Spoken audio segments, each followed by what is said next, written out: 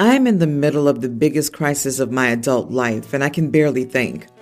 My wife went to Mexico last week for a friend's bachelorette party, and aside from the plane ticket, the hotel, and the first day's food and drinks, she didn't spend a penny all week. I mean, on the credit card. It's as clear as day that on Monday, up until about 9 p.m., she was buying dinner, stuff at the hotel shop, drinks at the bar, and souvenirs.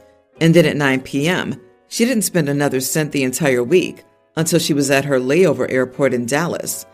She says it's because her friend took over and paid for everything.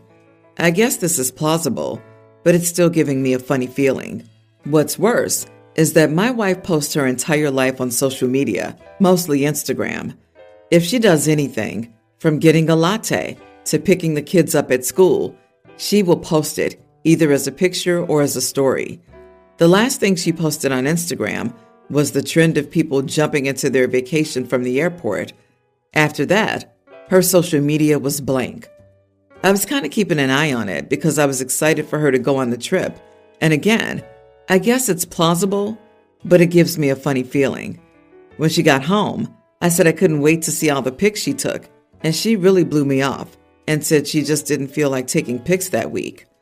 She's also been incredibly distant. Last night, she said she just felt like sleeping on the couch because the AC hits better. This is 100% true, but I swear I heard her talking on the phone in the middle of the night. When I got up to check on her, I accidentally tripped over the dog and made a huge racket. So when I got downstairs, she appeared to be asleep. I brought this up this morning and said I'm not accusing her of anything, but all this put together makes me feel uneasy. I wasn't trying to bait her or fight with her, just put my feelings on the table. She said you're a major darn idiot for bringing this up on her first day back at work. I said I wasn't trying to pry, just communicating with her. And she said your communication is prying, and I am not discussing this with you ever again. She then took the kids to summer camp and left. Am I the idiot for suspecting my wife of doing something awful at her friend's bachelorette week? Not the idiot. There's a lot of missing information here, but the fact that she won't discuss her vacation with you and even considers it prying when you ask about it is very strange. Sleeping on the couch is kind of the nail in the coffin for me. Call the rest of the boyfriends and husbands. Someone will know something. Pretty sure they're counting on you all not communicating. Dude, you feel something is off because something is certainly off. Listen to your gut. The way she handled this, every step, is a huge red flag, and she would be stupid not to see that herself. It seems like she wants to get caught. Like she really didn't think he'd notice the complete lack of money spent or a social media post. Sleeping on the couch after being gone a week, getting angry after you bring up the lack of post. Maybe it's all innocent on her part, but she's not acting like it. Update number 1.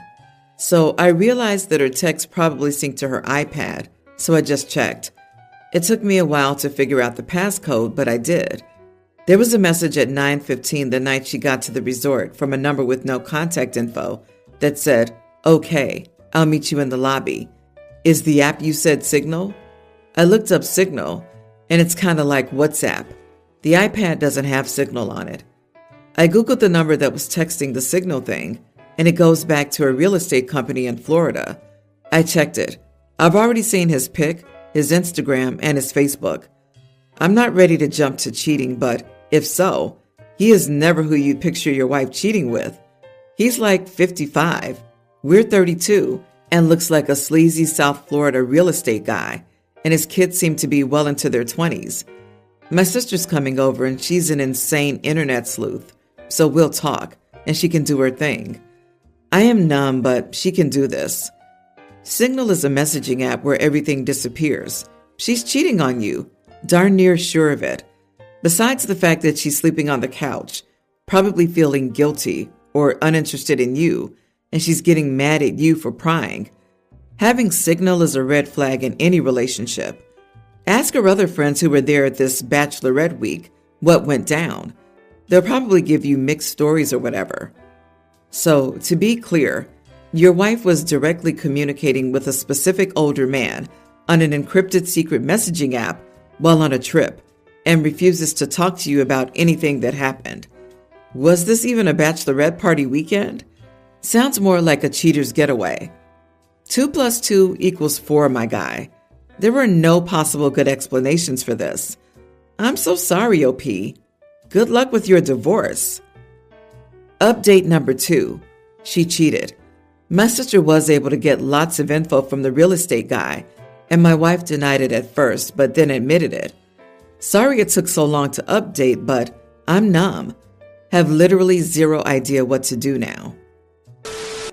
My father's girlfriend is very active on social media.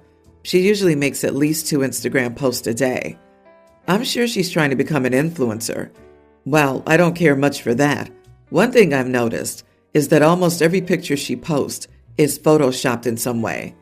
Sometimes she makes her waistline smaller. Other times she airbrushes her face. Sometimes she does both. I don't know how noticeable it is to others, but my husband and I can always tell. My birthday was this weekend.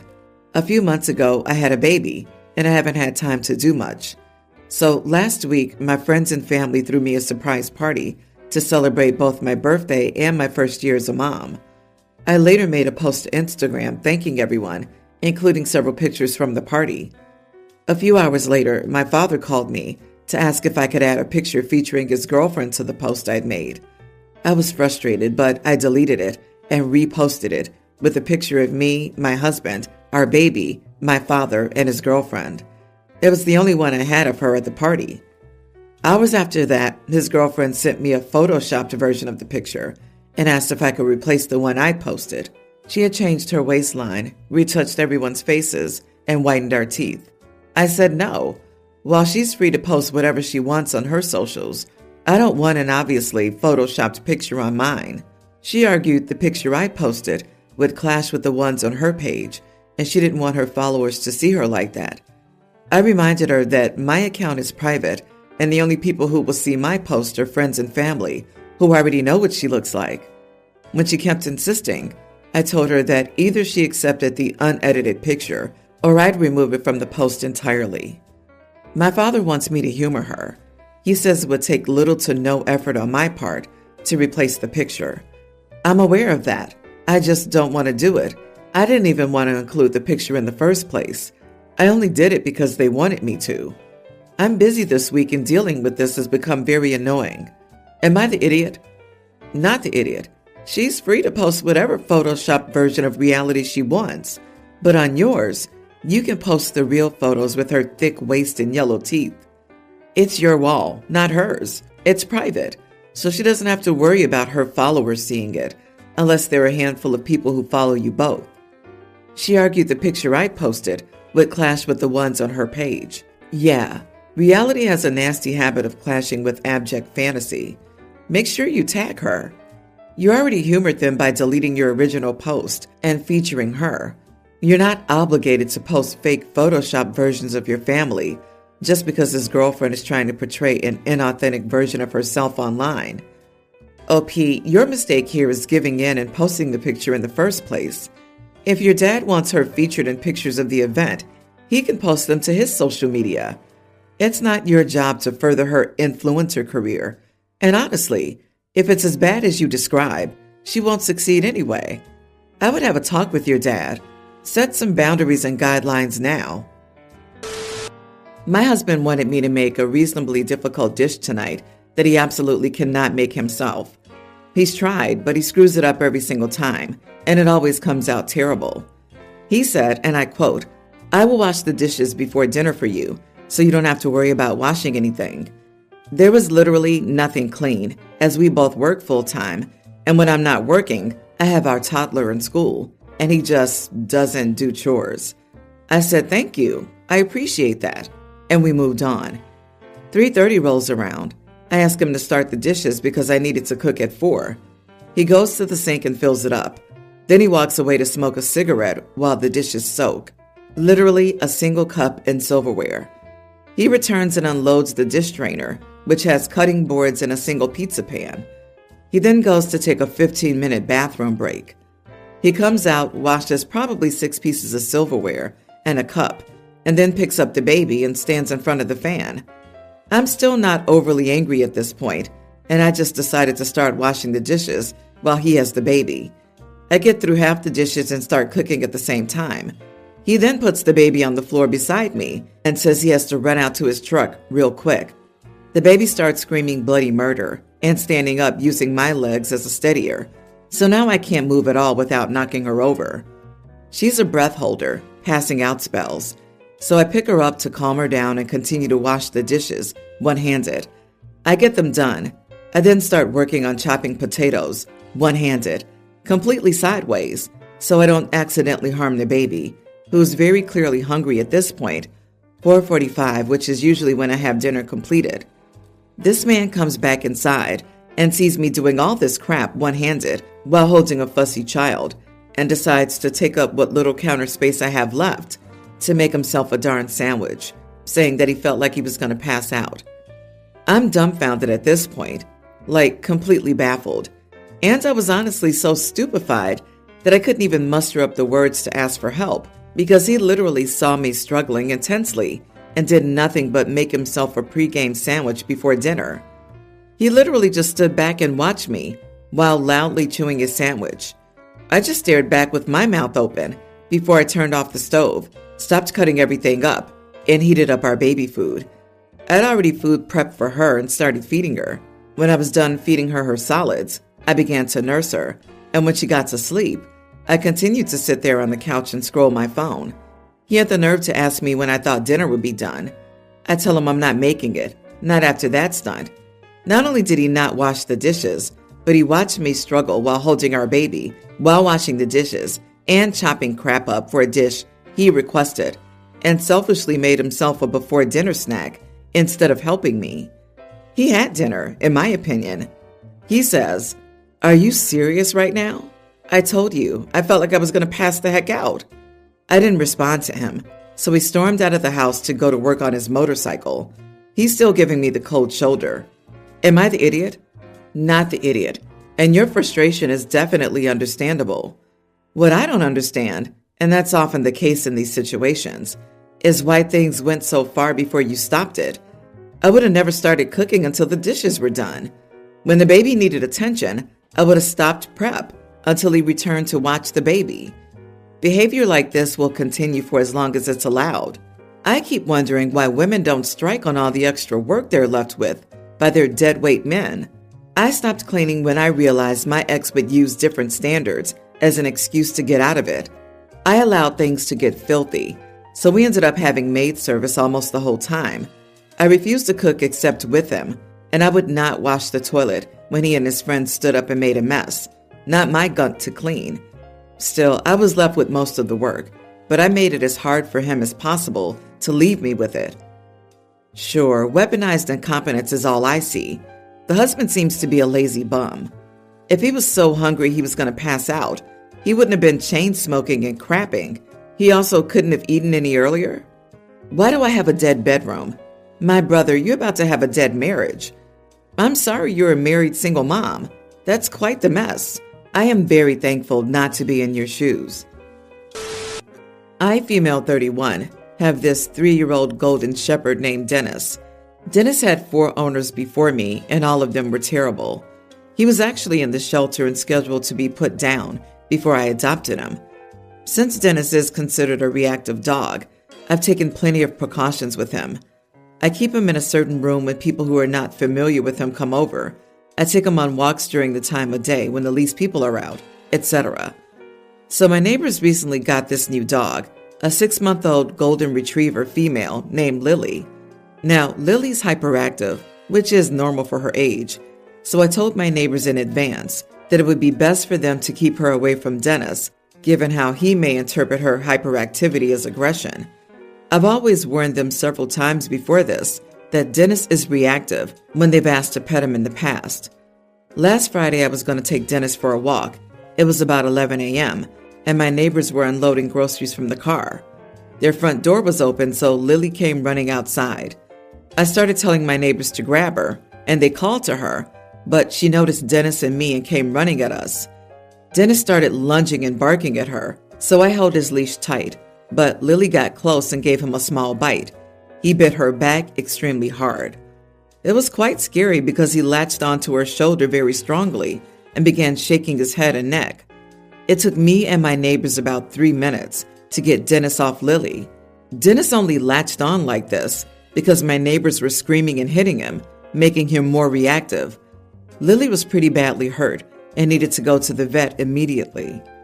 I hadn't spoken to my neighbors since yesterday when they approached me. They said Lily had to be hospitalized for an entire week, and they want me to pay half the bill, about $3,000. I told them absolutely not, and that they were mainly to blame since they hit Dennis and let Lily approach him. We argued and they said they consider legal action.